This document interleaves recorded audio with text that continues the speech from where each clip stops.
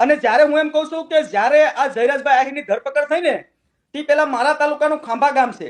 ખાંભા ગામની અંદર જીતુભાઈ વાઘાણી એક પ્રસંગમાં આવવાના હતા જમવા. ખોડિયાર મંદિરથી રસ્તો આવે છે. ખોડિયાર મંદિર અને ખાંભા ગામની વચ્ચે એમની ગાડી એનો કાફલો રોકીને 1.5 કલાક વાત કરી છે એમને.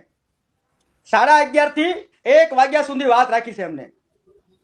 અને એ વાત વાડીમાં મારો કોળી સમાજ ત્યાં કામ કરતો હતો એને બધી જ સાંભળી છે. આ ભાઈ શું વાત રાખી હતી? એમને એવી વાત રાખી હતી કે આ બધું ગૌતમને સંભાળવું જોઈએ. આ રેલો મારી નીચે આવ્યો છે તો મારે શું કરવાનું હવે? આવું બધું કીધું ને પછી 3 કલાકે જયરાજ આહિરની ધરપકડ થઈ છે. એટલે આની પાછળ કાવતરાખોરમાં જીતુભાઈ વાઘાણી છે. અમારા કોળી સમાજના ખેડૂતોએ સગા કાને સાંભળ્યું છે. અચ્છા, અને કારણ કે તમને એવું લાગે છે કે સરકાર એને બચાવી રહી હતી, જીતુ વાઘાણી ખાસ કરીને બચાવી રહ્યા હતા? 100% જીતુ વાઘાણી નો બચાવે તો ભાજપ સરકારમાંથી કોઈ બીજા અમારા જ્ઞાતિના આગેવાનના ફોટા વાયરલ નહોતા કર્યા.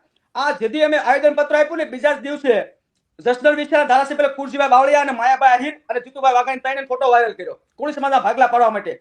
પછી અમુક દિવસો જાતા જેમને બીડું પકડ્યું અમારા દબંગ ધારાસભ્ય અને અખિલ ભારતીય કોળી સમાજના પ્રદેશ પ્રમુખ હીરાભાઈ સોલંકી જે બીડું પકડ્યું, હીરાભાઈનો ફોટો એમની સાથે રાખીને વાયરલ કર્યો. હીરાભાઈ એના વિસ્તારના કઈ પ્રશ્નના કામથી એની પાસે લાવેલા હતા એટલે ફોટો વાયરલ કર્યો અને કોળી સમાજમાં ભાગલા પાડવાનું કામ કર્યું. પણ અમારો અભણ કોળી સમાજ 100%. પણ આ વાતમાં અમે સૌ એકત્રિત થયા હતા એટલે અમારા કોળી સમાજના ભાગલા ન પડ્યા. જીતુભાઈ વાઘાણી કાવતરામ ભેગા છે.